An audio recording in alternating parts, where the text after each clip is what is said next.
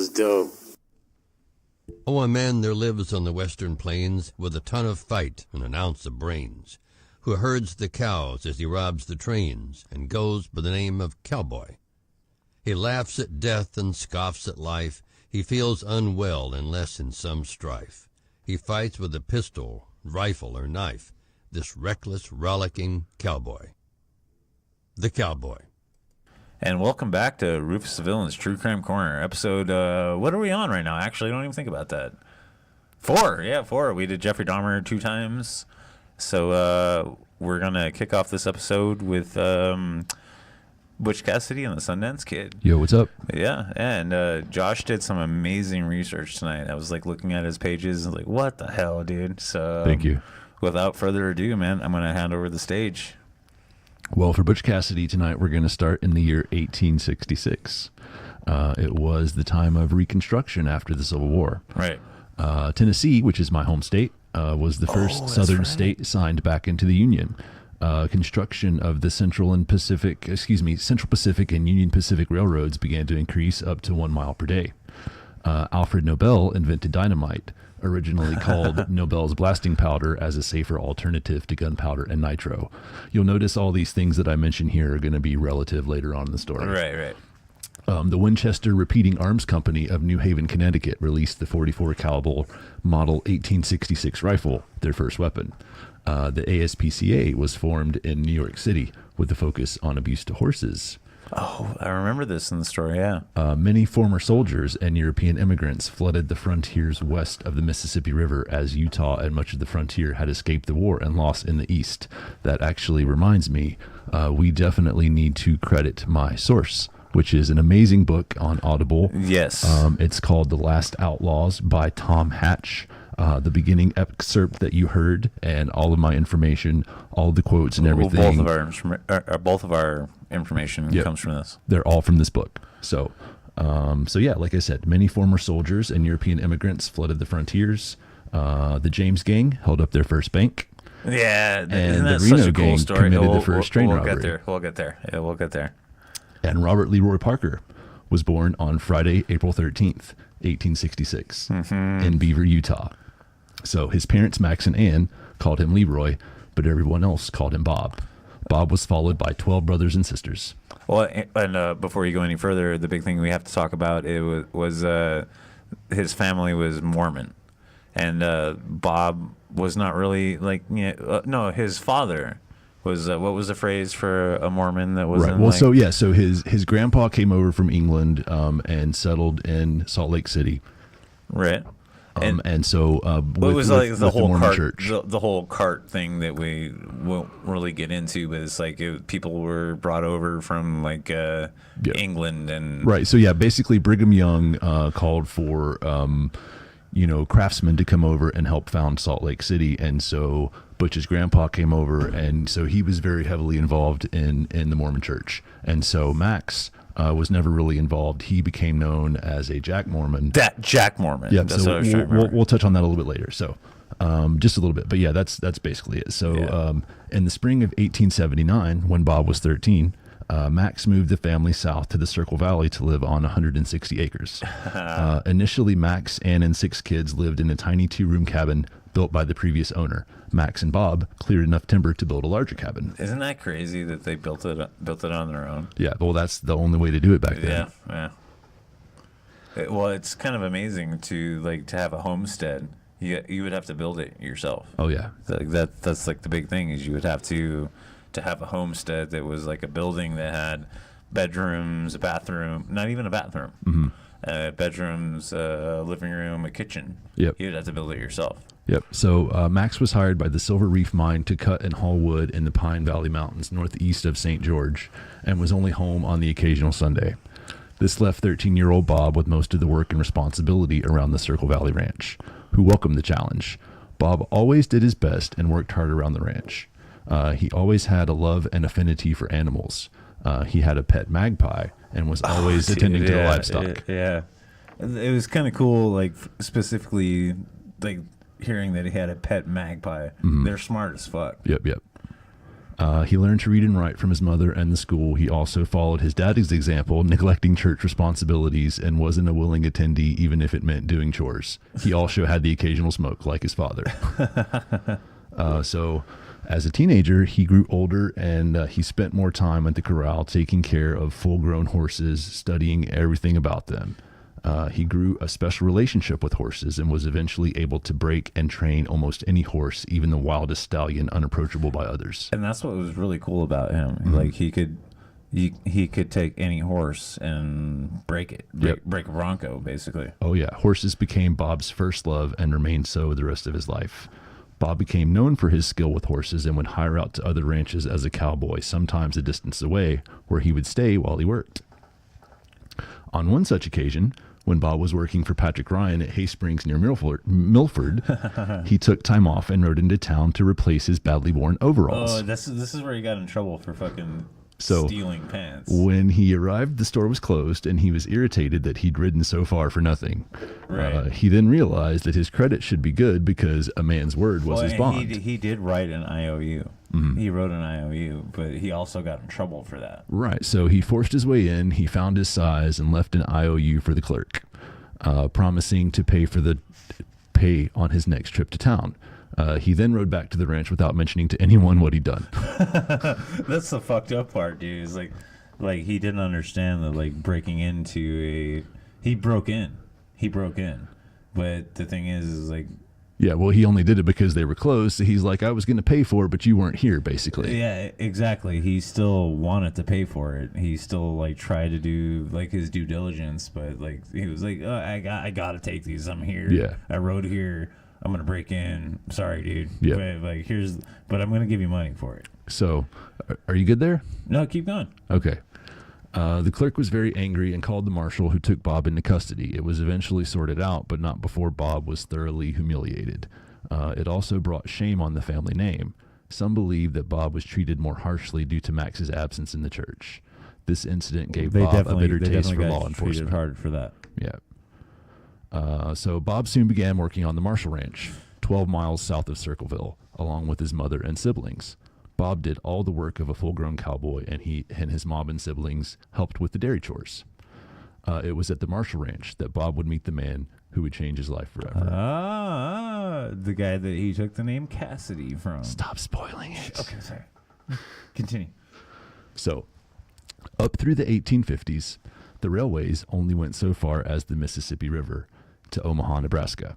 There were no standards for tracks, which limited the range of each train. Particularly in the West, this limited commerce and expansion because everything had to be transported by stagecoach, wagon, or steamship. So in the 1850s, Jefferson Davis led a survey to plot routes for a cross-country railway funded by Congress after the discovery of gold in California. Same Jefferson Davis that was the future president of the southern United States. Right. So on July 1st, 1862, President Lincoln signed the Pacific Railway Act.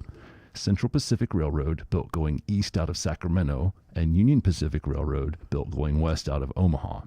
Construction was drastically slowed during the Great War.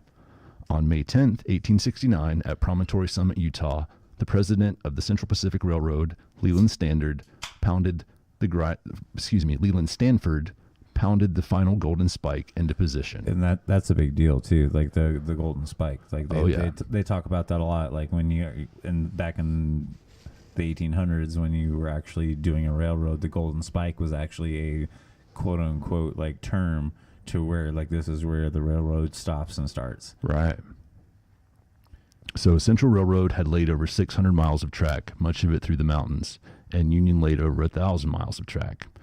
This led to more rapid expansion in the West, with towns and settlements popping up all along the new tracks. So many people were drawn by the ease of which they could now hop on a train and start a new life or business in the frontier.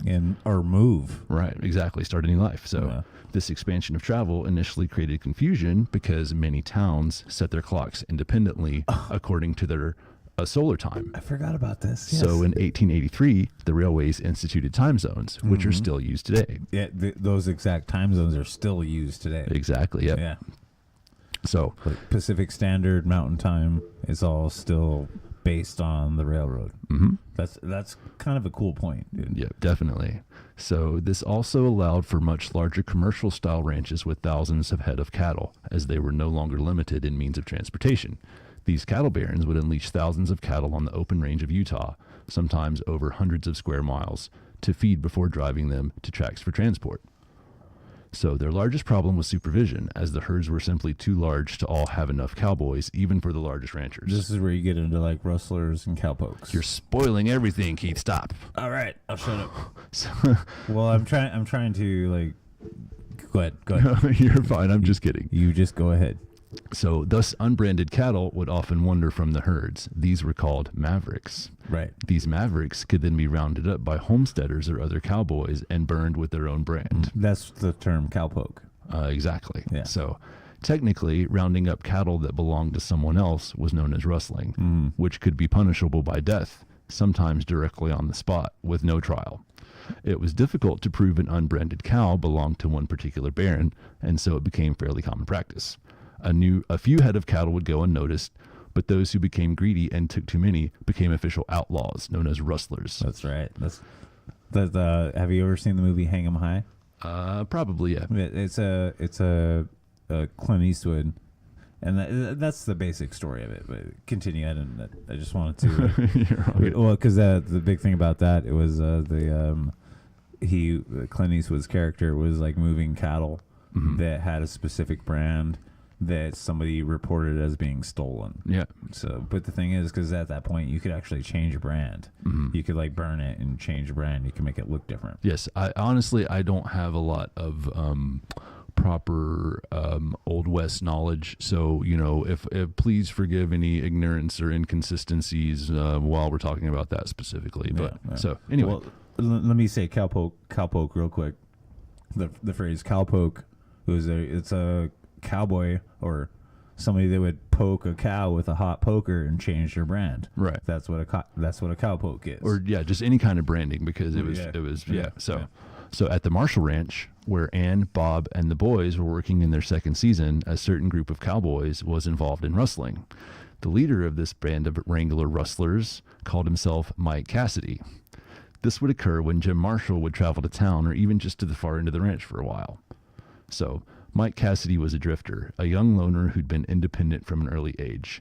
No one knew where he was from or anything about his family. Mike Cassidy had developed strong survival skills, sharp wit, and guile while on his own for so long, and was known to be a friendly sort. So Mike quickly struck up a friendship with Bob Parker, who was several years younger. It appeared to some as if Mike Cassidy had chosen young Bob as his protege. Exactly. That was my big thing that I kind of fucked up earlier. I was seriously just joking. It's cool. Yeah, but continue. So anyway, Bob openly admired Mike as a true cowboy who could easily survive on the open range and soaked up everything Mike taught him. Mike once gifted Bob a saddle and a 6-gun, and they spent many hours together with Mike teaching Bob to handle and shoot the weapon. I'm glad you actually brought that up, because like your traditional cowboy, as to this book, like your traditional cowboy actually didn't carry a weapon. They didn't have like a 6-shooter like you would think about in the movies. Right. They didn't have like this like gun off their hip and whatever. They just had their tools. Right, because it was just utility. Like they didn't need a weapon with cattle. You know exactly. So continue. Well, I mean, I guess they would for like coyotes and things like that. They probably had to use it for more like a 22. Yeah, right. Not quite a. So anyway, I digress. So we digress. Bob had only ever seen orderly conservative Mormon towns and was entranced by Mike's stories of rough mining towns with barroom brawls and high-stakes gambling. So Ann noticed Bob's friendship with Mike and immediately saw him as a bad influence. She was aware of the rustling, but feared lecturing Bob would only drive him away. So in the spring of 1884, Ann decided to go back home and hoped Bob would go with her, as they needed a full-time ranch hand at their own spread. Max remained away much of the time, working various jobs. Bob was now a grown man of 18 and had learned many skills from working around the area for different ranchers. So rumor speculates that one day Mike Cassidy had left out on his own, possibly south of Mexico. Nobody really knows. But who would know? One day in June, though, Bob came home to tell Ann that he was leaving to go in search of other better paying work, like the mines in Telluride, Colorado. Eli Elders, would be going along with him. Right. Sorry.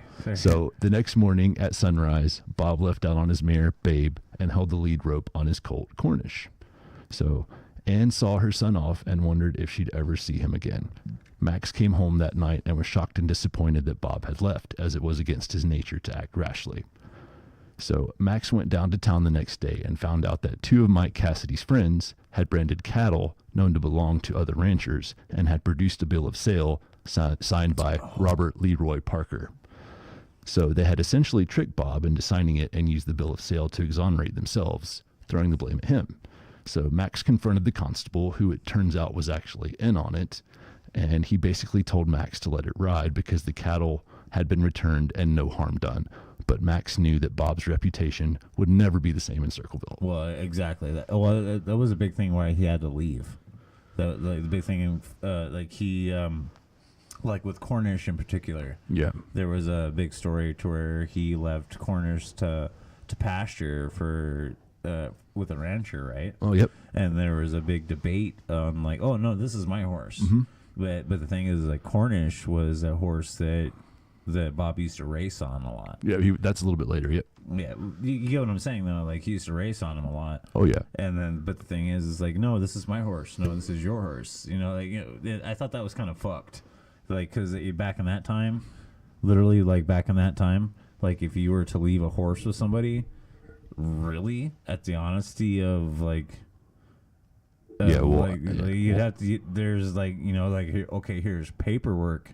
But like, no, this is my horse. Well, I think the issue was, though, that he didn't have anywhere to stable the horse, and so he had to depend on someone locally for a stable. Well, so Cornish was there for like 2 years. Oh yeah, something like that. Yeah, so like at that point, it's kind of hard to say. Like, is that still your horse or my horse? So we're getting there. Go ahead, good sir.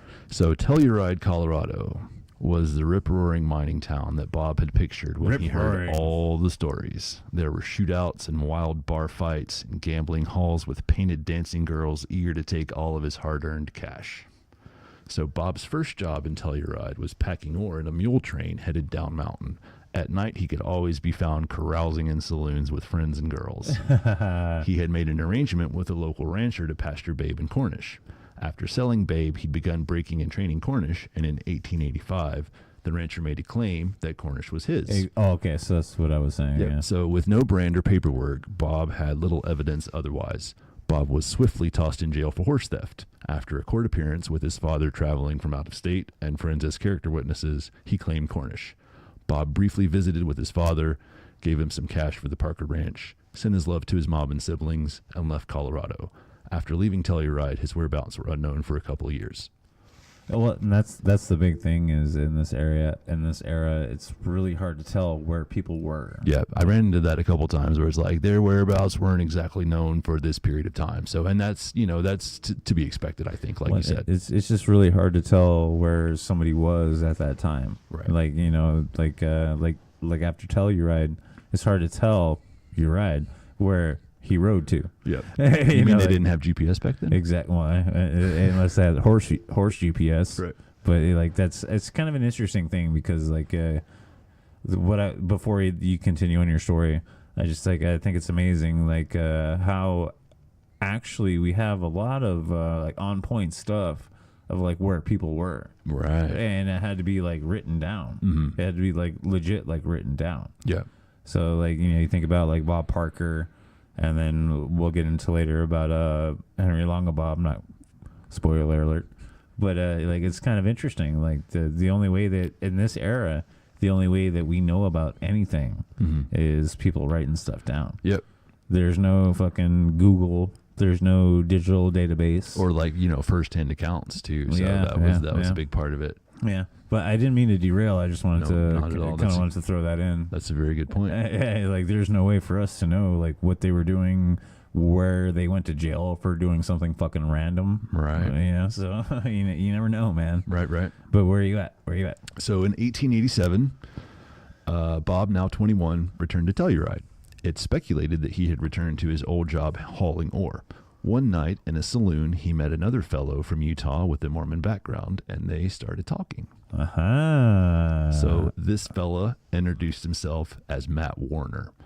though his real name was Willard Erastus Christensen. And that's so crazy. Like when you hear that in the audiobook, like what the fuck kind of name is that? So Warner had left Utah after a fight over a girl where he feared he killed the other man. So Matt was a horse racer, and it was a very popular sport of the day. This is my favorite part of the story, actually. Yeah. Matt asked Bob to be his partner in his racing venture, being the new jockey for Betty, his prize racehorse. At the time, Bob was 5'10" and very lean, with the rep of an expert horseman. Uh-huh. So Tom McCarty was Matt's brother-in-law and other business partner. So the three of them made loads of cash from races and blew it just as quickly on booze, food, and women. Oh, and that's where they hung out at that shack, right? Yep. Tom's cabin in Cortez, Colorado. Yeah. Like, because they would go do their shit and like go hang out up here and like spend the money. Yep. And then I'm gonna let you bring up the subject that I'm thinking about. But when they were like at the cabin, that's like where they would go spend their cash, and it would just like be gone. Yep. And then they would set up another race. Yep. And you get what I'm saying? Oh yeah. Go ahead. Yep. So on one occasion, they matched Betty against a one-eyed Ute tribe pony named Whiteface. One-eyed. Again, guys, one-eyed. Yeah. One-eyed. So the winner would take ownership of the defeated horse and a load of blankets that had also been wagered. There was no pink slips at this point. Right. So after Bob and Betty won, the Utes protested losing their horse, as they had apparently not understood the wagers involved as far as ownership was concerned. Exactly. So one of the tribesmen attempted grabbing the blankets and was beaten by Tom. The others reached for their weapons, but the three outlaws drew rifles to hold them at bay. So they slowly backed away and made their escape to Cortez at Tom's cabin. At Tom's cabin, yes. The Utes followed and tried to make a deal to retrieve their horse, first peacefully at first. But because they didn't understand. Right. They didn't understand. So Bob and Matt attempted to explain to them that the horse was the prize and they weren't going to part with it. Yeah. So one of the Utes drew a rifle, and Tom actually shot him with a 6-shooter. Yeah. The other Utes loaded the dead man on a horse and rode away. Many people feel this event had a big impact on Bob regarding his views on violence. Well, because he professed that he didn't kill anybody after that. Yep, he never killed a man until the day he died. Yeah, and I'm not sure if you have anything on this, but like what I like looked up to, like, because I went through the book and then I like started like YouTubing stuff. Like Whiteface was the horse that he used to catch up with trains. Yeah. And then that's pretty fucking awesome, dude. Like, because like, continue. But Cool. Yeah. So after no one else in the county would race them, Bob and Matt got jobs as cowhands at the Spectator Ranch, a local ranch near Telluride. The ranch ran up to 5,000 head of cattle and a herd of horses. So in late winter of 1889, Bob and Matt told the ranch owner they were going back to Utah. The rancher had been so impressed with their skills, he gave them each a recently broke horse as a bonus parting gift with their final pay. So they did not return to Utah, however, but to Tom McCarty's cabin in Cortez, Colorado. All three being broke, the only thing to do there was think of a next move. They decided to plan a raid of some sort. Yes, of some sort. The most logical raid, financially of course, was a bank. Being robbing a bank. And one of the things I want to talk about is like, not to derail, but the big thing is back then, and the book specifies this. Right. Robbing a bank was not an easy. Yep. Oh yeah, we'll get into that later too. So, Okay. Yep. Continue. So, March 30th, 1889, there was a raid on a bank in Denver by a well-dressed gentleman who showed a bottle of clear liquid he claimed to be nitroglycerin. The bank manager gave him $21,000 while his accomplice waited in the doorway. Mm-hmm. And let me just say initially, $21,000 was a lot of money back then. My God. Later on in the story, one of the main characters, Sundance, he is in Fort Worth, Texas, yes. and he buys a watch at Tiffany's. So he spends $40 on like this like top end, like really expensive watch, which just goes to say that like $40 was a lot. So $21,000 is a ton of money. It's like, well, $40 at this point in that era is almost close. I think I saw the conversion. It's almost like 20,000. Well, so I actually, and you know, you can find this obviously in Google. I looked up the inflation calculator. Right. And so it only goes back as far as 1913. but it's about 25 times. So, it's about 25 times. Yeah. So, anyway, once again, I digress. Apologies. So, historians dispute whether it was Matt and Bob or Tom and Matt in the robbery.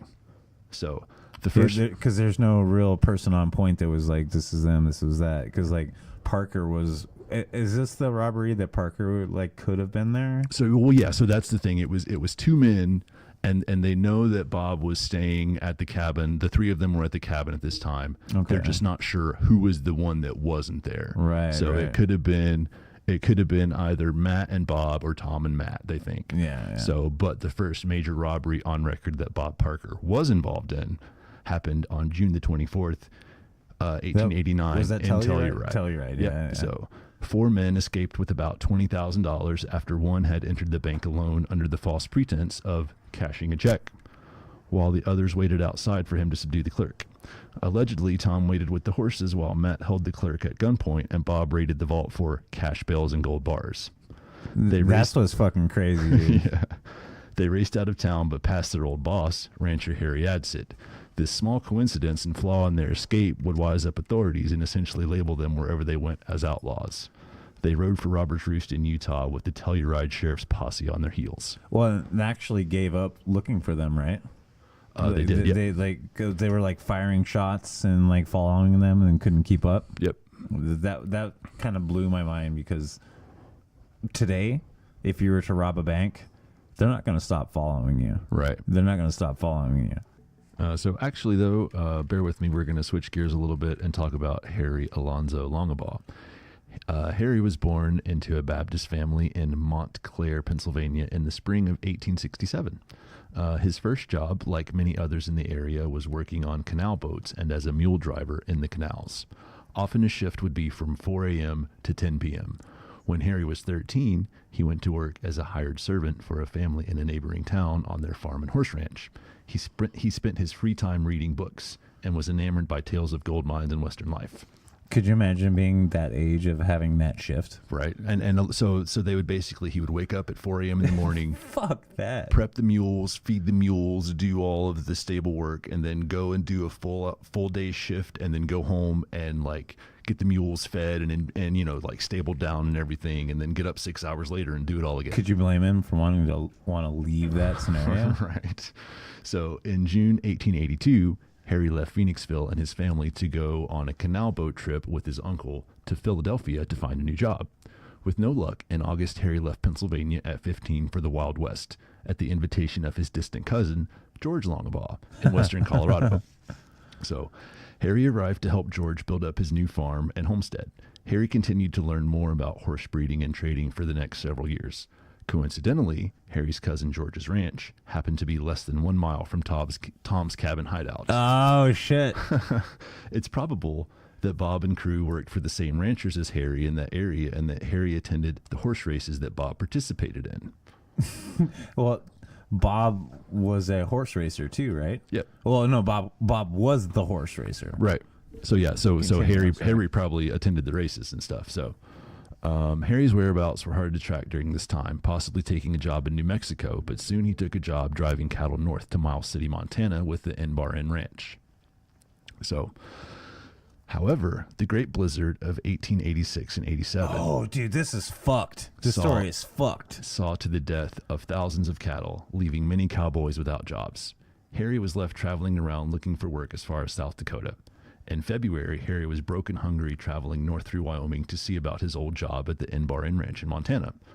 On February 27th, 1887, Harry was passing through a corner of the Triple V Ranch when, out of desperation, he stole a branded horse, saddle, bridle, and revolver. The ranch was just north of the town of Sundance, Wyoming. So the ranch manager... It comes full circle. The ranch manager alerted the constable, whom he expected to ride down the thief without delay. In early April, the constable was alerted to the thief's whereabouts in Miles City, Montana. On April the 8th, 1887, Sheriff Jim Ryan placed Harry Longabaugh under arrest for the 3V thefts. So Harry was placed in the local jail. 4 days later, they left on a train with a very roundabout route back to Sundance. Okay, I know where you're going here. No explanation has ever been given as to why Sheriff Ryan routed them through Minnesota to go back to Wyoming. While traveling through Duluth, Minnesota, Ryan went to the restroom. Harry picked his shackles and escaped by jumping from the moving train. He was a slippery motherfucker, dude. Ryan ordered the train stopped and a search was conducted, but Harry was long gone. Yeah. Ryan returned to Sundance and placed a $250 bounty on Harry Longabaugh. Well, I'm jumping ahead. I'm jumping ahead. Go ahead. I have like a specific thing I want to say. No, you're good. So Harry was soon located at a local ranch near Miles City. He was arrested and actually almost escaped again from the local sheriff. In June, Jim Ryan came up to get him, taking him back the direct route this time. Harry was taken back to Sundance and charged with larceny.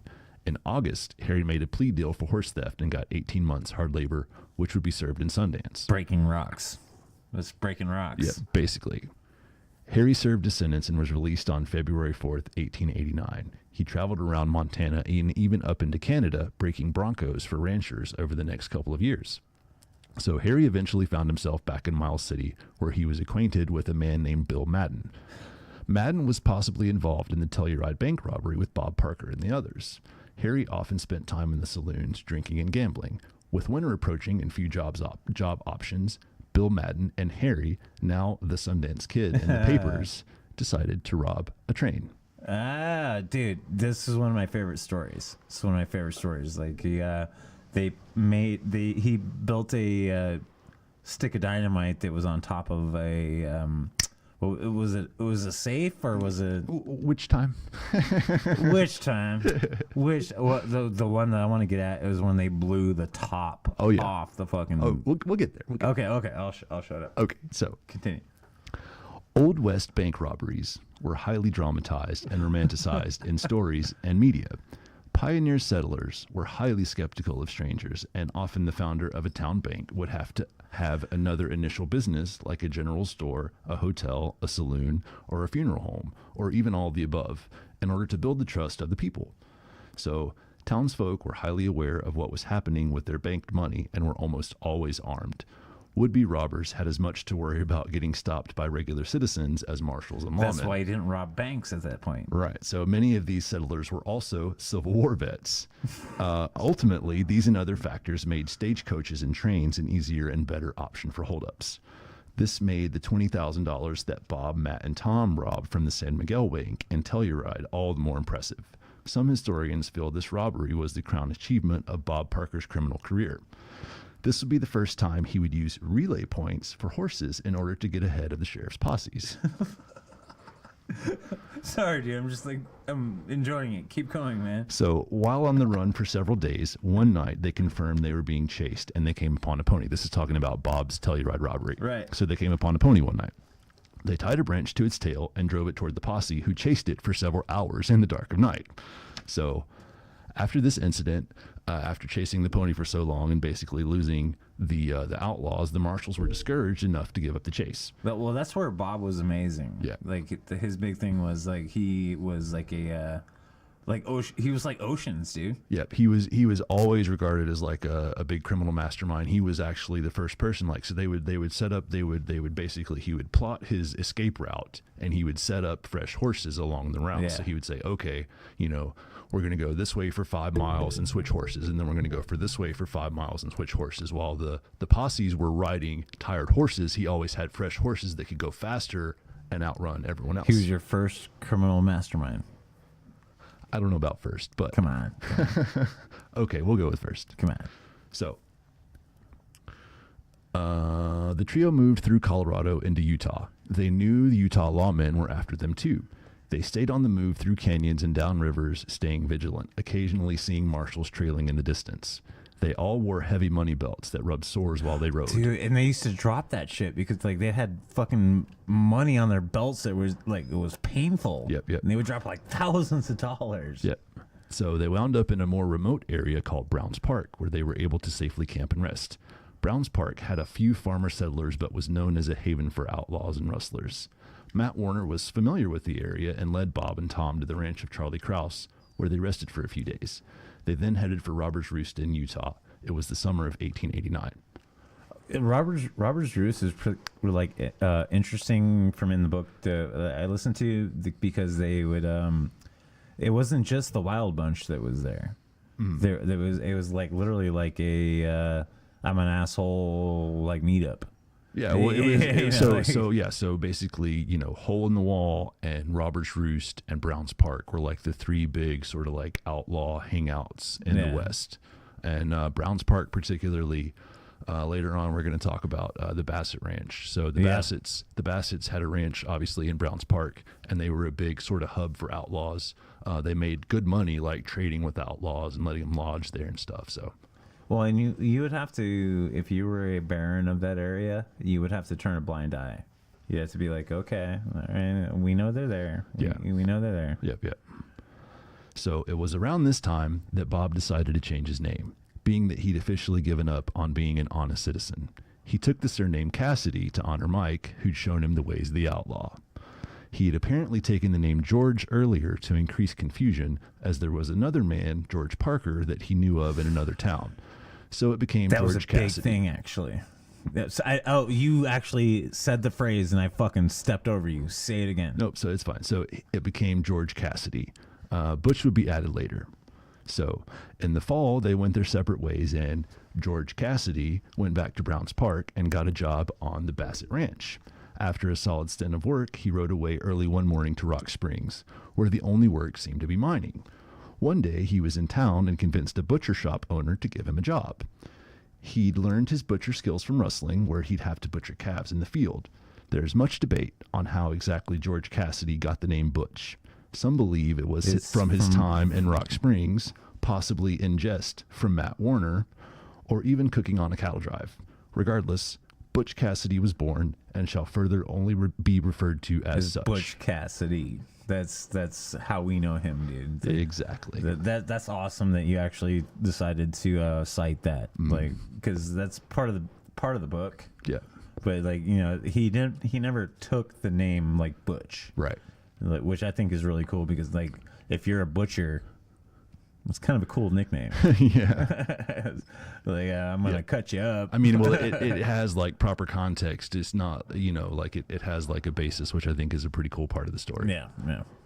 So continue, good sir. So Butch eventually went back to work for a ranch in Wyoming. He took up a business partner named Al Hayner, and they bought a plot of land with plans to raise horses in the Wind River area. He apparently became a bit of a show-off with the local kids, doing acrobatic stunts on bicycles. He was often the center of attention at town gatherings and dances in Lander, entertaining children and making folks laugh. He became known as a ladies' man. His steady girlfriend was Dora Lamoureux, but he was hesitant to settle down. He denied his Mormon background and claimed to be from New York City.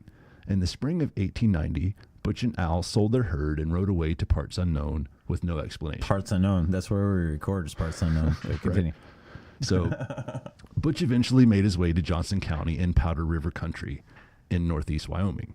It was another known haven for rustlers, as thousands of livestock were stolen and taken there in the late 1880s.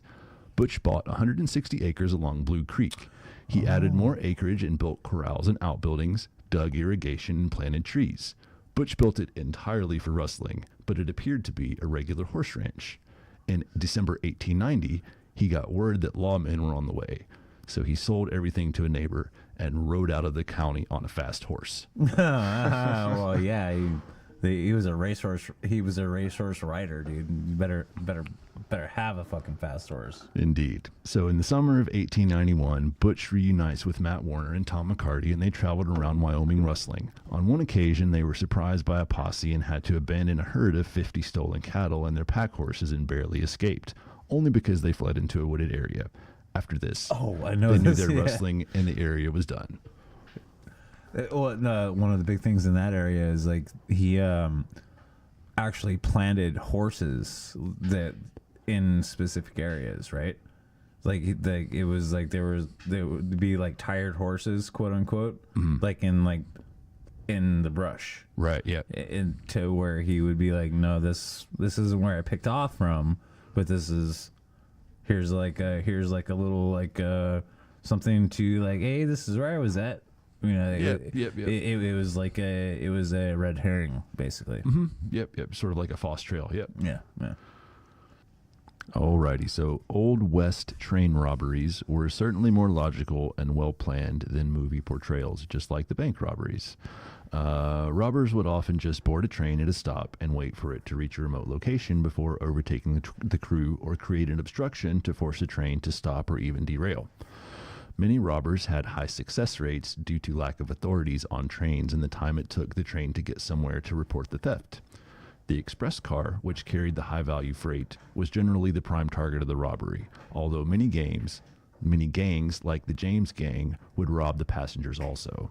The express car would often carry tens or occasionally hundreds of thousands in cash and precious metals, like gold or silver. Express cars contained safes, but even those could not stop the most skilled and determined robbers with black powder or dynamite. The average take from an express car was around $30,000. Some of the most successful robberies were anywhere from $50,000 up to $240,000. So railways began reinforcing express car doors and safes and hiring better trained guards in the 1880s, along with a more prominent use of the money order.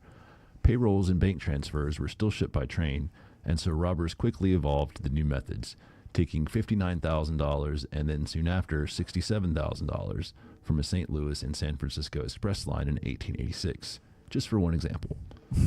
For one example. So Yeah, you have no idea how many times that shit actually happened. Oh, yeah, all the time. So there we were, November 1892. Sundance and Bill Madden decided to rob a train. They planned their heist in Malta, Montana from a local saloon. Train robbing was a three-man job, so they recruited a local cowboy, Harry Bass. He was actually no relation to the famous bank robber Sam Bass, though, just for the record. So- If you guys look that shit up. Yeah, so Continue. after some recon, they decided on Great Northern Number 23, a passenger train that would be coming through Malta in the early morning. At 3 a.m. on November 29th, the temperature was negative 16. And the What? Well, actually, I knew that. I'm sorry. and the local stretch of the river was frozen over. Westbound number 23 stopped in Malta for a regular mail and water stop. One outlaw went a mile west of town to make a bonfire beside the track and secure some getaway horses. The other two snuck onto the baggage car and after putting bandanas on their faces and waited for it to leave town. They soon climbed into the engine car and made the engineer apply the brake at gunpoint when they approached the fire. The robber at the fire held his gun on the engineer while the two ran back to the express car. They encountered the conductor on the way and brought him along at gunpoint. They forced open the mailroom but found nothing of value. They had the conductor order the express clerk to open the express door and then the safe. The express clerk, Jerry Howard, explained to a man fitting Sundance's description that the combination his description. To be fair. that the combination was sent by telegraph to the destination and wasn't carried on the train. There was a smaller safe which he did open, which had 2 checks, 2 packages, and less than $20 in petty cash. Oh, fuck that shit, man. After grabbing the cash in a package, once again they threatened him to open the safe or die, to which he replied, "Very well, I suppose I have to die." Perhaps surprised by his reply, the robber leapt down and signaled to the others before riding off into the darkness. At a press conference, the company determined the value of the package to be about $50, which took the grand total of the theft to $70. Well, and in my listening to this story, that actual guy that said I'll have to die was actually held up twice by Butch Cassidy. That was a different guy. But Am I wrong? Yeah. Am I wrong? Okay, I'm sorry. yeah, that wasn't the guy you're thinking of. Okay. I don't want to give it away. You know what Yeah. I'm talking about, right? Okay. Yeah. Okay. So the express company offered a $500 reward for each of them, and the governor of Montana matched it. So the reward was actually more than they stole from the train. So apparently their bandanas had frequently fallen during the raid, as accurate descriptions of them were quickly distributed. Bill Madden and Harry Bass were arrested 2 days later when they went back to the saloon in Malta, as they didn't know about the poster descriptions. Madden, under questioning, implicated Bass and one Longabaugh in the robbery. A wanted poster for $500 was immediately printed. That's a lot of money at that point, too. It was. That's a lot of money. Madden got 8 years and Bass got 10 years. Sundance was long gone, possibly to the hole-in-the-wall hideout or Browns Park. He vowed to seek an honest job as a cowhand, as his criminal stint hadn't gone too well. So meanwhile, Butch and Al were back to rustling on the ranch. Butch and Al? Butch and Al Hainer, yep. Okay. So the locals began noticing they spent little time working but always had money. Local ranchers began trying to catch them and rustling horses, working with peace officers setting a trap and then gathering the evidence. Butch and Al caught wind of the investigation and left everything, fleeing to remote Auburn, Wyoming, where they would hide out at a ranch. Where was a hole in the wall? A hole in the wall, I think, was in Utah. Okay. Yeah, I think so. The lawmen followed a girl rumored to be running errands for Cassidy back to the ranch where they were hiding on April 11th, 1892. Heiner was easily taken into custody. Butch was in the bunkhouse when the lawman, Calverley, who had a reputation for being hell on rustlers, yelled he had a warrant for Butch's arrest. Butch yelled back, "Well, get to shooting." We'll get to shooting. Calverley burst through the door and pointed his .45 at Butch's chest, pulled the trigger, and it misfired. Other lawmen rushed in and swarmed Butch, while Calverley continued trying to fire. The fourth shot fired and grazed Butch's forehead. Butch was shackled and taken back to Lander to jail for horse theft. Dude, this book is amazing. Yeah, it's really good. I went through it once. Yeah. And it's the way it's phrased is really interesting. You're doing an amazing job of talking about like the stories that were told. Yep. But I just want to say that it was amazing. Yeah, it is really good. I highly recommend it. You know, you like whether you're into Old West stuff or not, it's a really good. Yeah, well, read or listen. I'm very rudimentary into Old West stuff. Me too. Same. I fucking loved it, dude. Yeah. Fucking loved it. So after he was taken back to Lander for horse theft, he was set free after locals arranged for his bail for the year before his trial. And while he was free, he did some stagecoach security for locals he had befriended. Oh, that's right. He would carry along his wicked-looking Colt 45 with a big wood handle and a bottle of blended whiskey. His favorites were Old Crow and Mount Vernon. He had moved from his ranch to a cabin in Owl Creek, 70 miles north. So Butch rode into Lander for trial on June 20th, 1893. The jury cited lack of evidence and acquitted them, but the prosecution brought more theft charges against he and Al. They tried Butch and Al for the second charge in June of 1894. That was before Double Jeopardy. Oh, yeah. Butch was found guilty and Al was found innocent somehow. Butch was given 2 years instead of the possible maximum 10. So maximum 10. Yeah, for horse theft. Yep. So on July 15th, 1894, Butch Cassidy, convicted horse thief, and 5 other prisoners were transported to Wyoming State Pen in Laramie, Wyoming.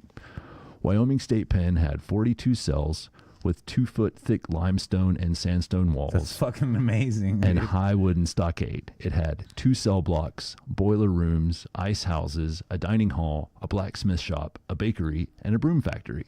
When Butch arrived, it had broom factory. Yeah, he actually worked in the broom factory. What's the broom factory? They made brooms. Oh, okay.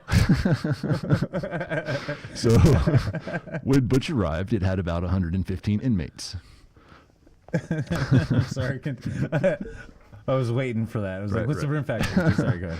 Anyway, so into the 1890s, particularly after the Great Blizzard of 86-87, where over 90% of all livestock was lost, ranchers began using barbed wire and more modern pasturing methods as opposed to open ranges to avoid loss of cattle to weather and rustlers. Sundance most likely stayed in Montana after the Malta robbery, working for local ranches, and was back working at the N-Bar Inn Ranch by 1895, and then south to Wyoming, where he continued to keep honest work and became known and well-liked. So that was all while Butch was in prison. So Butch was set to be released in June of 1896.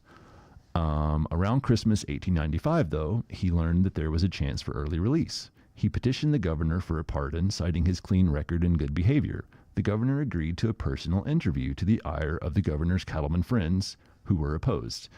The story goes that the governor told Butch... I like that the story goes. Right. So the governor told Butch, if it is your intention to go straight when you get out, then it could be arranged. You're still young and smart enough to make a success in any line. will you give me your word that you'll quit rustling? Butch allegedly replied. Yeah. Butch allegedly replied, I can't do that, Governor, because if I gave you my word, I'd only have to break it. I'm in too deep now to quit the game, but I'll promise At you one thing. least he was on point, man. I'll promise you one thing. If you give me a pardon, I'll keep out of Wyoming. At least he was honest. Right. At least he was honest. So the governor granted it, actually, either impressed with his honesty or glad to be rid of him. Get the fuck out of Wyoming. Most likely, though, that conversation was another embellished myth about Butch, and he simply told the governor what he wanted to hear. So, on January 19th, 1896, Butch was released, now made into a proper outlaw due to his time inside. This would be the only time he ever spent behind bars. Yeah, because Butch never really did any real jail time. Just the 18 months, yeah. Yeah, it was Cassidy who was not. I mean, I'm sorry. They both did 18 months for horse theft. Exactly. That's what I was getting at. It was, they individually did 18 months for horse theft. Horse theft. Right. Which I thought was kind of interesting that they, the two of them were, so tied together. They had very similar paths even before they met. Yeah, exactly. Yep. Exactly. So Butch headed for Browns Park to Matt Warner's cabin. Matt had gotten married and was trying it as an honest man.